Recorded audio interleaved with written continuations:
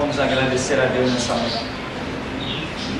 Amado Deus, Pai querido, nós te glorificamos por esta oportunidade, ó Deus, que aqui estamos.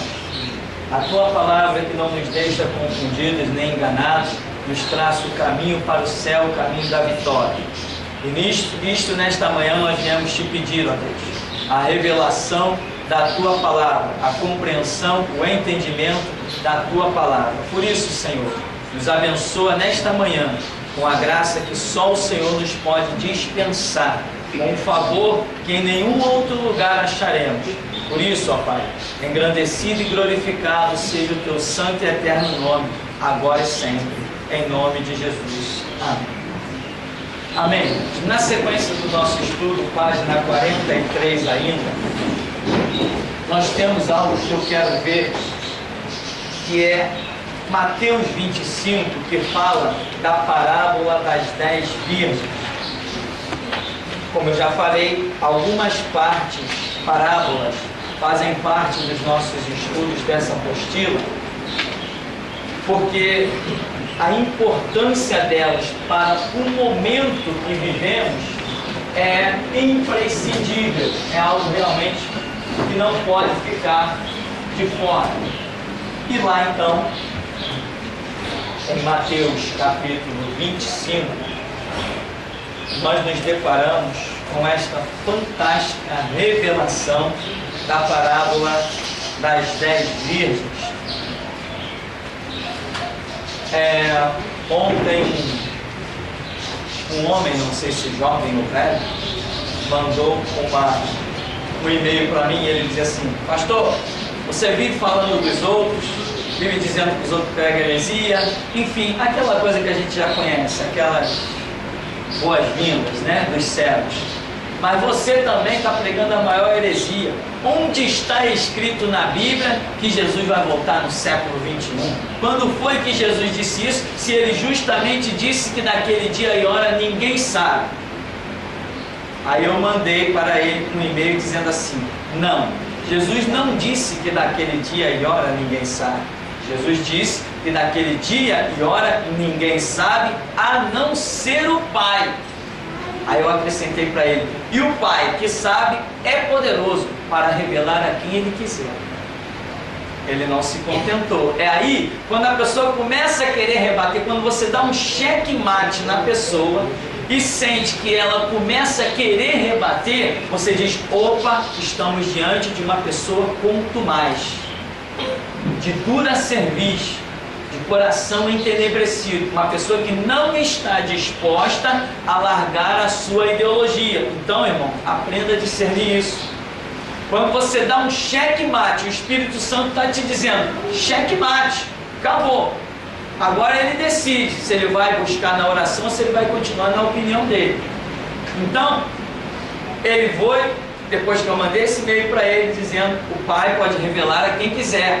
Aí ele voltou: ora, e você se acha digno de que o Pai revelasse, escolhesse justamente você?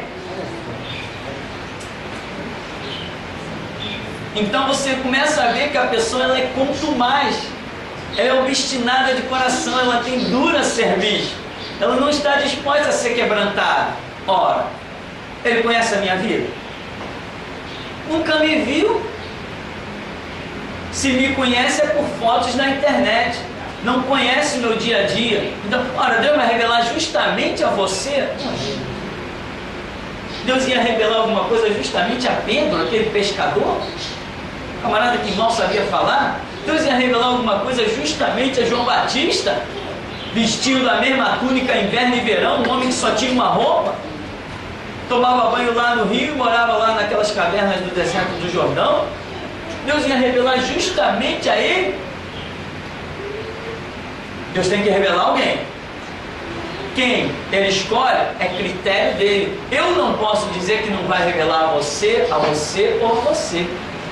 Isso aí quem decide é Deus, não sou eu.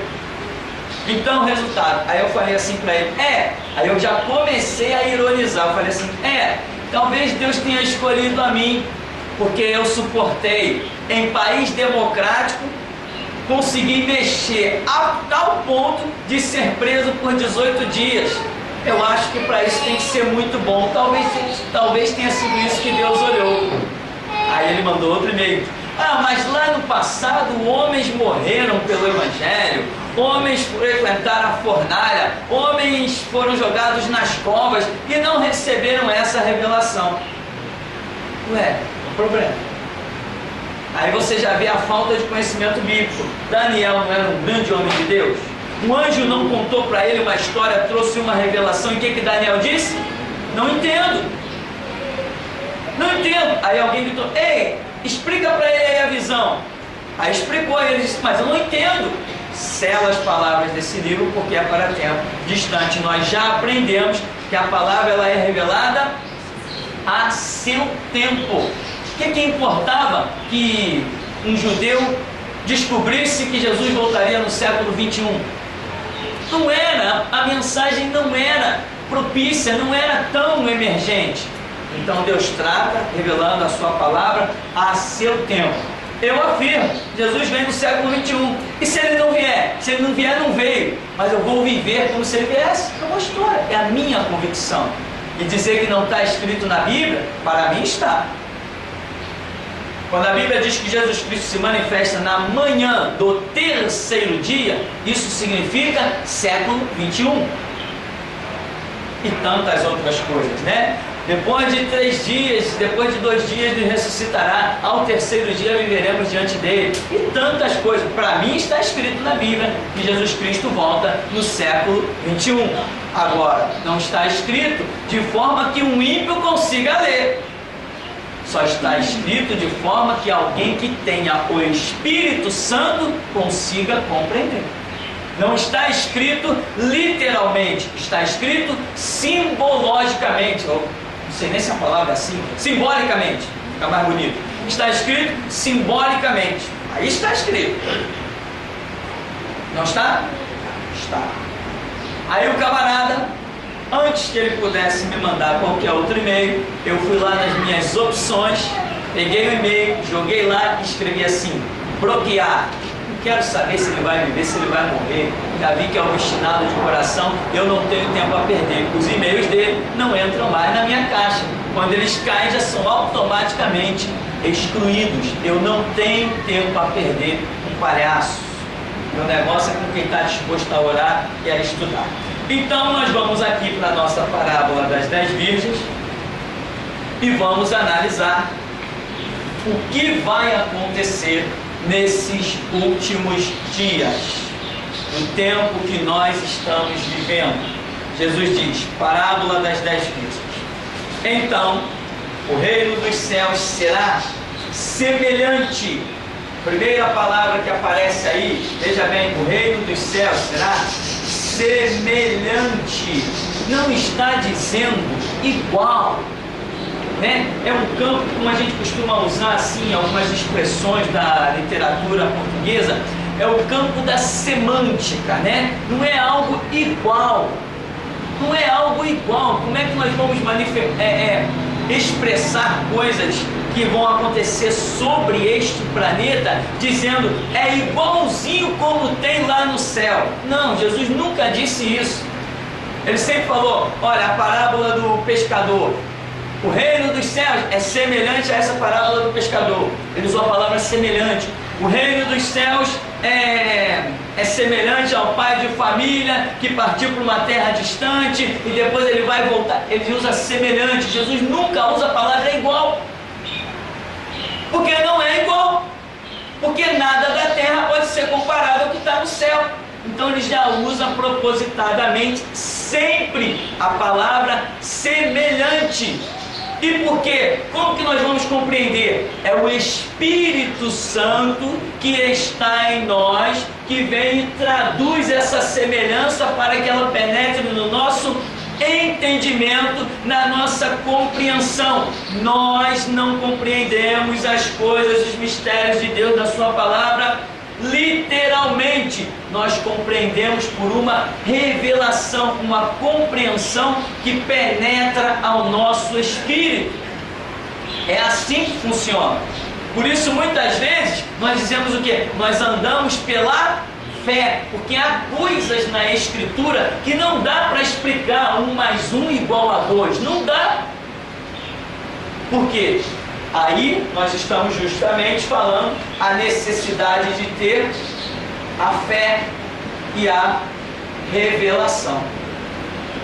Coisas que um ímpio não tem, nem fé, nem revelação. Por isso, as coisas espirituais só se discernem espiritualmente. A mensagem da cruz, que é espiritual, é loucura para os que perecem. Mas para nós que somos salvos, estamos no mundo do Espírito Santo, a mensagem da cruz é poder de Deus. As pessoas chegam a ponto de dizer assim: o que eu tenho a ver com Adão? Adão pecou, é problema dele, eu não tenho nada a ver com isso. Mas nós discernimos que espiritualmente, quando Adão pecou, ele que tinha a autoridade sobre toda a terra, passou essa autoridade para o diabo. Um ímpio vai compreender isso? Não, só quem tem o Espírito Santo compreende essas coisas. E tantos outros episódios. Então Jesus já começa aqui dizendo: então o reino dos céus será semelhante a 10 virgens que, tomando as suas lâmpadas, saíram a encontrar-se com o noivo. Nós já vimos o que o ímpio nunca vai saber, que 10 está relacionado aos 10 dedos das mãos dos homens. Nós já vimos que 10 significa uma operação espiritual, seja ela muitas vezes até procedente de Deus ou procedente do reino das trevas de Satanás, mas é uma ação espiritual que vai tomar o seu cumprimento através da vida dos homens. Isto é o que significa o 10. Será que um delegado vai entender isso? Será que um juiz compreende isso? Será que um promotor vai compreender isso? Um advogado? Não, isso não é para eles, porque Jesus disse: Pai, graças te dou porque ocultaste estas coisas aos sábios e entendidos e as revelaste aos pequeninos. Isso é para nós. Nós vamos entrar num reino onde delegados não vão entrar. Nós vamos desfrutar de uma eternidade tão tremenda e gloriosa, onde nenhum juiz nem promotor não vai nem passar na porta. Porque tem coisas que não foi dada aos sábios e entendidos, mas foi dada aos pequeninos. Tem pessoas aí analfabetas que estão de passaporte carimbado para a eternidade. E tem pessoas com 3, 4 faculdades que vai descer as chamas eternas. Porque reino de Deus é reino de Deus. Então aqui está dizendo 10 virgens. Nós já vimos que virgens é símbolo daquele povo de Deus, como é a simbologia referente a Jerusalém. Quando a Bíblia diz, lá com o profeta Isaías: a virgem, a filha de Sião, maneia a cabeça por detrás de Senaqueribe, demonstrando que aqueles que pertencem a Deus, o grupo que pertence a Deus, é chamado de virgem, que tomando as suas lâmpadas, tomando o que? A palavra. Que palavra? A palavra de Deus. Lâmpada é a palavra de Deus. Lâmpada não é o que eu penso, lâmpada não é o que eu acho, lâmpada não é a minha subjeção, lâmpada não é o que eu imagino, lâmpada é aquilo que me é revelado, a palavra de Deus. Eu não sou capaz de produzir luz, eu tenho que refletir a luz de Cristo. Eu não sou dono do Evangelho, eu apenas repito o Evangelho. Ele passa por mim, mas ele não é produzido em mim. Eu não sou detentor do Evangelho, eu sou um mero escravo de Jesus Cristo, e essa posição é muito grande. É melhor ser escravo de Jesus Cristo do que ser príncipe da terra. Então eu sou um mero escravo com muita honra do meu Senhor Jesus para refletir a sua luz. Ele me usa como um refletor, mas não como alguém que tenha em si a luz. Ele diz: vós sois o sal da terra, vós sois a luz do mundo. Mas antes ele diz o quê? Pai, eu lhes dei a tua palavra e o mundo os odiou. sem a palavra de Cristo, não reflito nada. Então, lâmpada aqui, meu irmão, é a palavra de Deus. Tomaram a lâmpada, saíram a encontrar-se com o noivo. O encontro das virgens com o noivo nos reporta ao tempo final, ao último estágio em que a igreja como um todo, representado em 10, que é uma operação que vai sobre todo o planeta Terra. O 10 significa algo que vai alcançar norte, sul, leste, oeste. Então, as 10 virgens significa que, é uma situação mundial. Então nós estamos falando do arrebatamento, algo que acontecerá sobre toda a terra. Diz que essas virgens vão a encontrar-se com o noivo. Quem é o noivo? Jesus. Outro detalhe é que diz que nós vamos encontrar com o noivo. Então, se Jesus usa essa expressão noivo e usa a expressão virgens, no momento em que ele está usando essa expressão, nós sabemos que virgens e noivo é uma união ainda não consumada. Ou seja, nós ainda não consumamos a nossa salvação enquanto estivermos aqui sobre esta terra. Enquanto estivermos vivendo, ainda não podemos dizer estou salvo. Sou salvo confessando a Cristo, mas a Bíblia diz que eu tenho que ser fiel até a morte. Se no último dia da minha caminhada eu negar a Cristo, não interessa os meus 500 anos de vida passada, eu vou para o inferno. Cristo não pode ser negado, o seu sangue não pode ser zombado e a sua obra não pode ser escarnecida, nem por um instante. Então, este é outro conceito poderoso. Se somos virgens, se estamos indo ao encontro do noivo, nessa caminhada de ir ao encontro do noivo, não podemos tropeçar.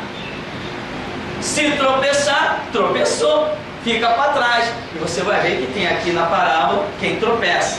E diz que 5 dentre elas eram nécias, eram loucas, e 5 eram prudentes. Por que aqui é dividido em 5 e 5? Não é, como eu sempre digo, matemática, como muitos dizem, metade da igreja vai ser salva e a outra metade não. Quando ele diz 5 e 5, eles falam 50%. Isto é absurdo. Se duvidar, nem 10% da igreja será arrebatada. É só olhar a condição como estão vivendo os cristãos. O cristianismo se transformou em uma vergonha. O cristianismo se transformou em escárnio e zombaria. Quando se fala em geração Jesus Cristo, todo mundo treme. Repórter, delegado, policial, todo mundo treme. Quando se fala em geração Jesus Cristo, mas quando se fala em conceito cristão por aí afora, todo mundo zomba e escarnece. Pastor está significando sinônimo de ladrão. Os pastores mais nobres que tinham na sociedade, hoje todo mundo diz assim, a vida do cara é pedir dinheiro. Recebi um e-mail de um ímpio, não vou nem citar o nome para não parecer que faz parte da minha vida, do cara que está aí na televisão, que tem o programa mais antigo da televisão, o tal do pastor renomado, assembleiano. Um camarada ímpio disse assim para mim, poxa, eu tenho acompanhado as suas mensagens, antes eu só acompanhava do fulano, mas agora eu estou vendo que o negócio dele é só dinheiro. É mais um ímpio disse isso, e crentes não discernem isso. Aí resultado então,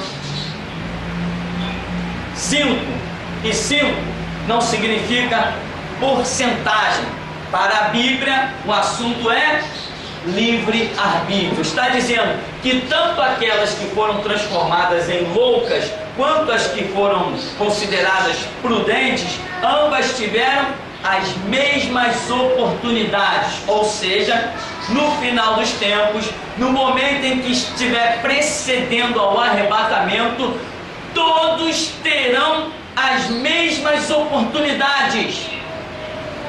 Todos terão as mesmas oportunidades. O grito da meia-noite, a voz da restauração, vai sacudir o planeta Terra para dar oportunidade a todo crente, morto, morno, adormecido ou avivado. Todos terão a oportunidade de ouvir a voz da restauração para acordar. O livre-arbítrio vai ser levado a todos, através de nós, voz na restauração. Por quê?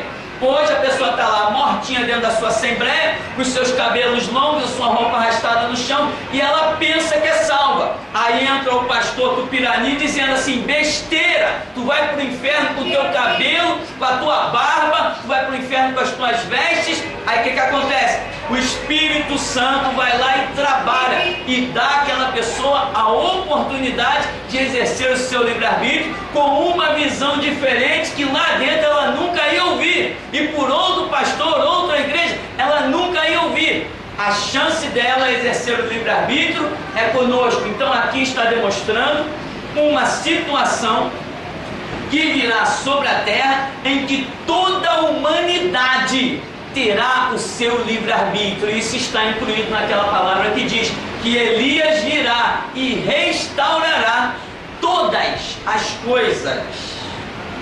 Então, 5 prudentes e 5 nécias tomaram as suas lâmpadas. As nécias, ao tomarem as suas lâmpadas, não levaram azeite consigo. O azeite é o símbolo daquela unção. O azeite é símbolo do Espírito Santo. A simbologia aponta que os homens que foram considerados cheios do Espírito Santo, e dá um exemplo de um: Pedro. A Bíblia diz que Pedro compareceu diante dos magistrados, dos juízes da cidade, dos sacerdotes, e eles disseram assim: ora, não autorizamos, não permitimos que vocês falem mais no nome desse Jesus aqui. Aí Lucas, quando está escrevendo Atos, diz assim: mas Pedro, cheio do Espírito Santo, disse: não podemos deixar de falar do que temos visto e ouvido. Esse Jesus a quem vós crucificaste, Deus o fez Senhor e Cristo. Característica de quem é cheio do Espírito Santo é quem enfrenta tudo e não quer saber se vai viver ou se vai morrer. Isso é quem tem o Espírito Santo. E aqui está dizendo assim: não levaram azeite, ou seja, a ação do Espírito Santo não está na vida delas, apesar de serem chamadas virgens, igrejas, e apesar de ter o quê? A lâmpada, a palavra, ainda assim estão fora do mover do Espírito Santo. Ou seja, o que nós aprendemos com esta parábola? Que no final dos tempos, quando precede o arrebatamento, nós teremos igrejas transbordantes da palavra, igrejas conhecedoras da teologia, da arqueologia e de tudo, mas não estarão incluídas no mover do Espírito Santo. Ah, mas aquele cara conhece de Bíblia de capa a capa e vai para o inferno, está fora, está cortado. Tem que estar no mover do Espírito Santo. Quem é que conhece mais de Antigo Testamento do que os judeus? Quem conhece mais de Pentateuco do que eles? Estão fora do mover do Espírito Santo. Então aqui está dizendo que haverá igrejas no final dos tempos que estarão cheias da palavra. Elas têm a lamparina, elas têm o candeeiro, mas elas não fazem parte do mover do Espírito Santo. Elas têm seminário teológico de 1º grau, seminário teológico de 2º grau, elas têm os melhores DVDs, os melhores CDs, a maior infraestrutura, elas vendem os melhores livros, mas estão fora do mover do Espírito Santo. Lição para mim? Muito fácil de entender, mas por aí sou louco. Aí vou continuar na minha loucura. E diz: as prudentes, além, olha como a expressão vem no verso 4, no entanto, as prudentes, além das lâmpadas, levaram azeite nas vasilhas, ou seja, além de possuir a palavra, estavam incluídas no mover do Espírito Santo. É o que nós sempre dizemos aqui, irmão, direção. Irmão, buscar direção. Irmão, está estudando, está lendo, está comendo os livros, muito que bem, mas tem que buscar direção. Senão eu posso estar cheio de livro debaixo dos braços, na cabeça, andando por cima dos livros, mas posso estar fora do mover do Espírito Santo. Posso estar fora da direção. Como que há muita gente que bate no peito, né? Ah, eu conheço Bíblia de capa a capa, que nem um pastor cego que ligou para mim. Você não devia pregar do jeito que você prega, não. Deixa essa gente que está caída para lá. Cuida do teu ministério. Mas eu estava cuidando. Meu ministério é arrebentar com quem está fora, para ver se acorda. Porque está dormindo. É a última voz, é a última chance. Cuida dos outros e tal. Aí eu falei assim, não, pastor, porque veja bem, quando a nação de Israel, que era povo de Deus, caía, o que Deus fazia? Ele falou assim, não, levantava profetas para acordar o povo. Eu falei, então, eu estou fazendo a mesma coisa. Ele falou assim, não, mas eu conheço Bíblia de capa a capa, mas deixa essa gente para lá. Ele me dá a resposta certa por conhecer a palavra, mas tem a conduta errada, está fora do mover do Espírito Santo. Se Deus levantava profetas para falar ao seu povo Israel, por que hoje Ele não pode levantar profetas para falar à sua igreja? A igreja está em alta? Não, a igreja não está em alta. A igreja não está em alta. Ou seja, esse exemplo pessoal pelo telefone elucida o que eu estou explicando para você. O homem citou a palavra correta. Quando o povo cai, Deus levanta profetas. Mas a atitude dele era fora do que ele conhecia. Ou seja, ele tinha a lâmpada, mas não tinha o azeite. Aí diz aqui, verso 5: tardando o noivo, foram todas tomadas de sono e adormeceram. Já vimos que Jesus tem dia, hora, minuto e segundo, que ele sabe no seu relógio que ele vai se manifestar sobre a terra. Mas ele mesmo contando a parábola, ele diz assim, tardando o noivo. Ora, Jesus vai se atrasar? Não. O que faz nós considerarmos, lembra que Pedro diz assim, olha, no final dos tempos aparecerão escarnecedores, zombando e dizendo, onde está a sua vinda? Porque desde que os pais dormiram, tudo permanece do mesmo jeito. Aí Pedro diz assim, eles são incautos, eles são insanos, eles ignoram que para Deus um dia é como 1000 anos, e 1000 anos como um dia. Deus não é tardio, mas é longânimo, esperando que o homem chegue ao pleno arrependimento. Essas são as palavras do apóstolo Pedro. E aqui Jesus está dizendo assim, tardando o noivo. Por que essa expressão? Porque é o que as igrejas vão considerar. A igreja que está sem unção, a igreja que está sem o azeite, a igreja que está sem poder, a igreja que não está empenhada aí com a sua vida a derramar o seu sangue pelo Evangelho, a igreja que não está realmente determinada. Essa igreja vai ver o levante das trevas nesses últimos dias que estão antecedendo aqui o arrebatamento da igreja, esse cenário. Essa igreja vai ver tantas trevas se levantarem, elas vão se sentir tão oprimidas, sem unção, sem autoridade, sem poder, e elas vão desejar ardentemente, como uma mulher que quer dar à luz um filho, a igreja sim vai desejar a manifestação de Cristo, mas Cristo não virá, porque Ele tem a hora certa para vir. E como elas estão fracas, elas vão sofrer a pressão das trevas, e elas vão dizer assim, tardou Jesus, e elas vão perder o prumo, vão perder a direção e vão tosquenejar, como Jesus está dizendo. Vão tosquenejar todas, e todas aqui inclui quem? Inclui todas as que tinham só lâmpadas sem o azeite, inclui inclusive as que tinham a lâmpada com o azeite. Mas chegou um momento em que até aquele azeite que elas tinham não foi suficiente. Elas dormiram. Tinham a lâmpada que é a palavra, tinham o azeite que era o mover do Espírito Santo, e ainda assim não foi bastante para sustentá-lo. Elas dormiram. Aí Jesus vai revelar que à meia-noite ouviu-se um grito. Quem dá grito à meia-noite tem que estar acordado. Quem dá grito à meia-noite não pisca. Quem dá grito à meia-noite não sente sono. Quem dá grito à meia-noite é determinado. Quem dá grito à meia-noite vai em frente. Quem dá grito à meia-noite não sabe o que é sono, não sabe o que é cansaço. À meia-noite está com força ainda para gritar. Este é o mover do Espírito Santo nesses últimos dias que nós estamos adentrando, em que a igreja será arrebatada neste século 21. Haverá um grito tremendo que toda a terra vai tremer. Então, Jesus está tardando o noivo. Elas foram tomadas de sono, elas adormeceram. Mas à meia-noite ouviu-se um grito: eis o noivo! Para dizer eis o noivo, tem que saber quem é ele, aonde ele está.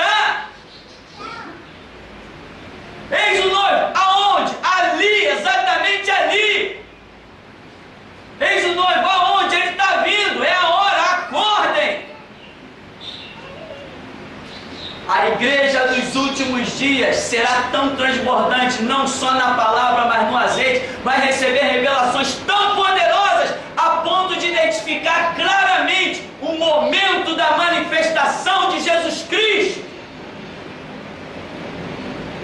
Esta é a igreja dos últimos tempos, que não é nem considerada a igreja, porque Jesus disse que as igrejas dormiram, mas tem um mover espiritual de um povo que ele chama de o grito da meia-noite. Não é nem igreja, está acima dos conceitos de igreja.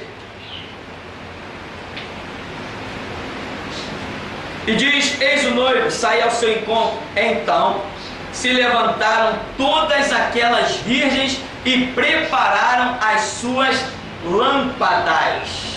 Quer dizer, a coisa é tão impactante que as igrejas, as virgens todas, poxa, é a palavra, é isso aí, é o cumprimento da palavra. O Espírito Santo trabalhou, mostrou para elas que era o cumprimento da palavra, elas se apegaram à palavra, mas nem todas entraram no mover.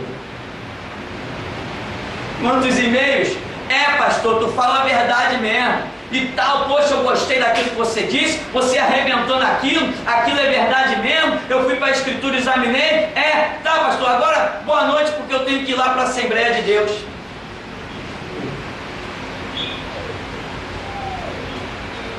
Ué, se eu falo a verdade e ele reconhece, o que ele foi fazer dentro de uma Assembleia de Deus? Se eu falo a verdade e ele reconhece, o que ele foi fazer dentro de uma batista, de uma metodista, de uma presbiteriana? Quem me ouve não pode ouvir eles. Eu não ando com eles, nem eles comigo.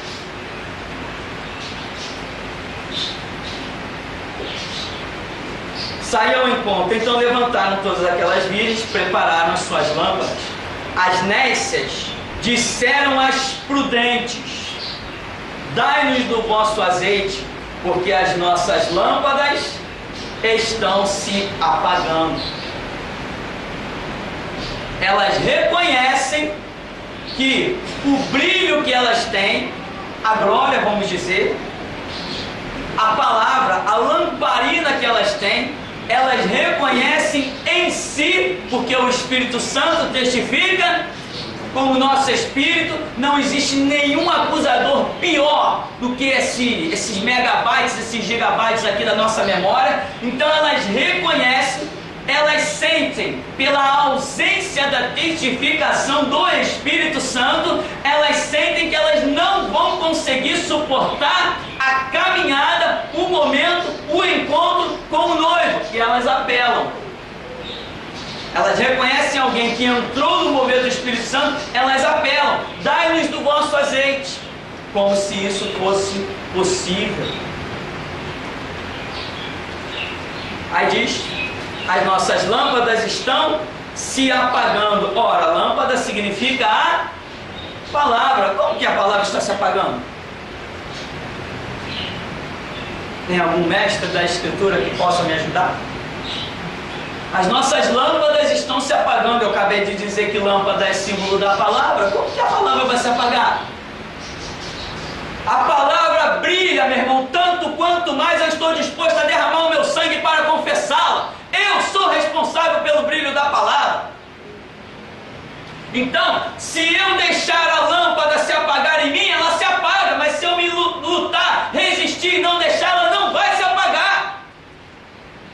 Eles não lutaram. Lembra dos 5 e 5 livre-arbítrio? Tiveram a oportunidade, todo mundo ouviu o grito, mas não se empenhou devidamente. Os cuidados da vida tiraram o foco deles.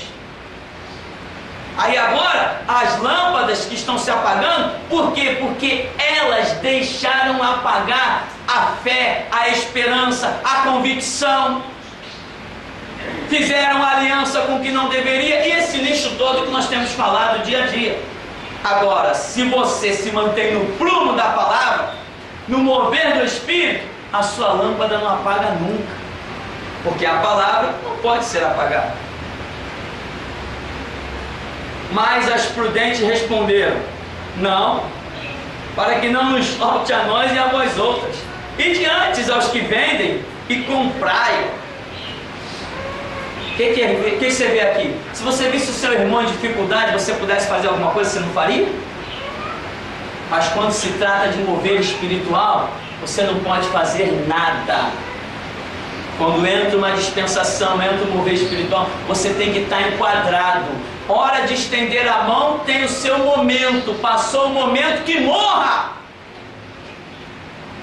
Hora de procurar Jesus Cristo tem o seu momento. Passou o momento, que morra! Eu não vou olhar para trás para dar mão a ninguém, nem vou me inclinar para pegar quem está no chão. 5 e 5, todo mundo teve oportunidade, todo mundo teve o livre-arbítrio. Agora que a coisa está pegando fogo, agora que está naquele momento crucial, me ajuda aí, ajudo nada, ajuda eu já dei há anos atrás. Agora eu não vou olhar para trás, não quero nem saber quem ficou. Tudo tem seu tempo, tudo tem sua hora. Esse é o momento, estamos trabalhando, mas a hora que entrar o grito da meia-noite, você lembra que eu sempre disse assim?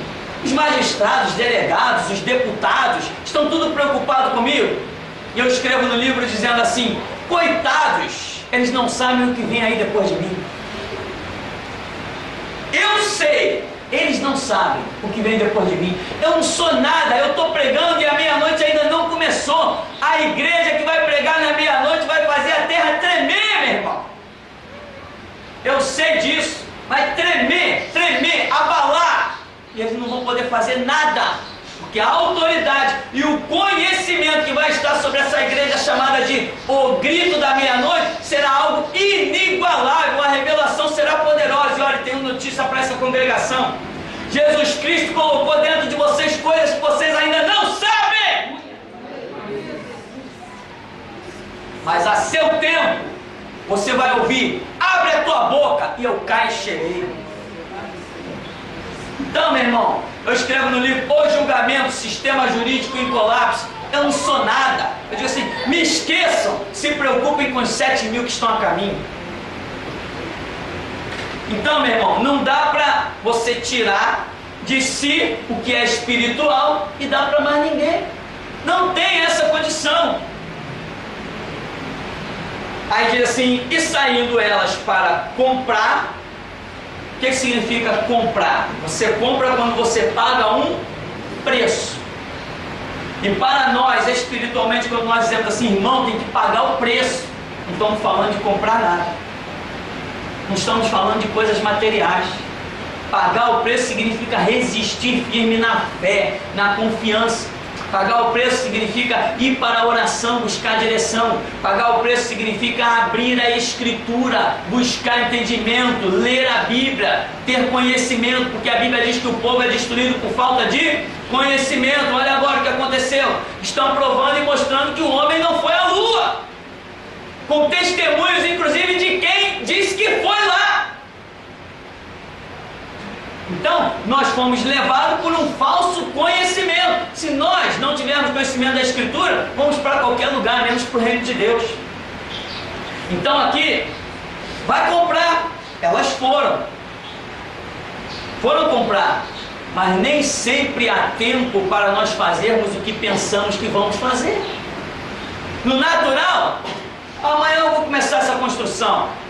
Amanhã eu vou no mercado. Chegou amanhã. Não vou amanhã não. Eu vou depois de amanhã. Não, vou deixar para viajar no dia tal. Chegou o dia tal. Não, eu vou em outro dia. No natural é assim. Mas no espiritual, não é assim. Foram comprar, mas não tinha mais nada para elas encontrarem. O que elas deveriam ter comprado, o preço que elas deveriam ter pago, já estava no passado e não no futuro. Aí diz: mais tarde, no verso 10, saindo elas para comprar, chegou o noivo.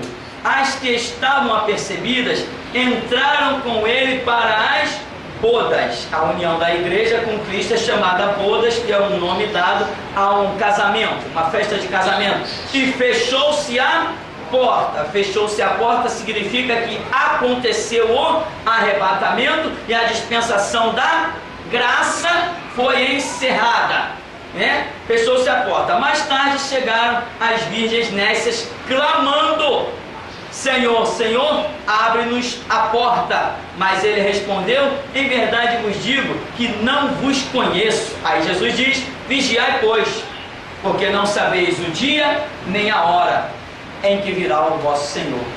Eu tenho que vigiar. Então, eu não posso deixar que a minha lâmpada se apague, porque eu não sei o dia e a hora que ele virá. A minha lâmpada não pode se apagar.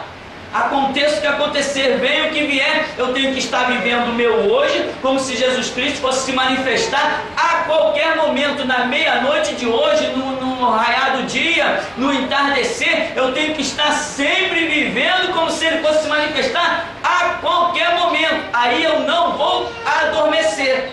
Eu estou esperando Jesus, e quem espera Jesus, não espera Jesus na mentira, não espera Jesus no engano, não espera Jesus nas falcatruas, não espera Jesus negando ele, atribuindo autoridade a outras leis. Quem espera Jesus, não espera nos enganos, no cheque sem fundo, no cartão de crédito furado. Quem espera Jesus, espera com as vestes brancas. É assim que se espera Jesus, vivendo a palavra, os seus conceitos e a sua ideologia, vivendo a sua lei. É assim que se espera Jesus. Então ele está dizendo: vigiai, vocês não sabem nem o dia e nem a hora. E um pouquinho antes ele disse: em verdade vos digo que eu não conheço vocês. Ué, carregaram a lâmpada durante tanto tempo, foram chamados de virgens, eram igrejas. Quando a porta se fecha, que elas clamam, o que elas recebem? Nada. Silêncio, desprezo. Em verdade vos digo que eu não conheço vocês. O que aconteceu? Não interessa quem trabalhou até aquele momento 50, 70 anos, quem foi crente durante 25 anos, isso não interessa. A igreja que vai entrar nas bodas do Cordeiro é uma igreja que estará no mover, né? Nós entendemos isso, os ímpios não entendem quando a gente fala mover. É uma igreja que estará incluída no mover do Espírito Santo. Meu irmão, não basta ser uma igreja, não basta ter a palavra, tem que estar incluído no mover, no propósito, no objetivo do Espírito Santo. Você está sentindo falta de algum irmão aí do seu lado? Percebeu que alguns sumiram, essas coisas assim? Né? Porque sempre antes de sumir tem uma palavra de misericórdia, mas as pessoas não dão ouvido. Não adianta você achar bonito o camarada que está ressuscitando os mortos. Não adianta você achar bonito o cara que está curando os enfermos. Não adianta você achar bonito aquele que está pregando amor, love, love, love, love, né? Coraçãozinho para cá, beijinho para lá. Não adianta você achar bonito. Você tem uma estrada e não adianta olhar para os lados. Você tem que seguir o seu caminho, que é o mover do Espírito Santo. O que ele te disse é isso que tem que ser feito. E muita gente fica se admirando por coisas que parece que estão acontecendo por aí, e começa a buscar o errado e sai do caminho certo. Tem que andar no mover do Espírito Santo. Teve gente que já veio desse ministério e diz assim: não, aquele pastor prega muita ira, prega muita contenda, prega divisão das igrejas. Eu vou procurar uma igreja que prega amor. Vai. Quer uma boa igreja que prega amor? A igreja católica prega amor, a universal prega amor, a graça mundial prega amor. Só que não é igreja, é templo de Satanás, mas prega amor e agrada muita gente. Então Jesus diz: não vos conheço, porque não estiveram incluídas no mover do Espírito Santo, caminhavam com a lâmpada pensando que era o bastante, as direções que Deus dava não seguiam. Eu tenho a palavra. Jesus disse assim: vai lá pregar em tal coisa. Não, eu tenho a palavra. Vai para tal lugar fazer minha obra. Não, eu tenho a palavra. Vai ali e diz para aquele camarada para ele se consertar, dá um sonho a um, dá um sonho a outro. Vai lá, fala com o camarada. Não, eu tenho a palavra. Tem a palavra, mas não tem o mover do Espírito Santo. Quando Jesus arrebata a sua igreja, ele só vai levar quem estiver incluído no mover do Espírito Santo. Jesus Cristo não vai arrebatar a sua igreja. Jesus Cristo vai arrebatar a sua igreja que está incluída no mover do Espírito Santo. Amém? Vamos dar uma paradinha então, já já a gente volta.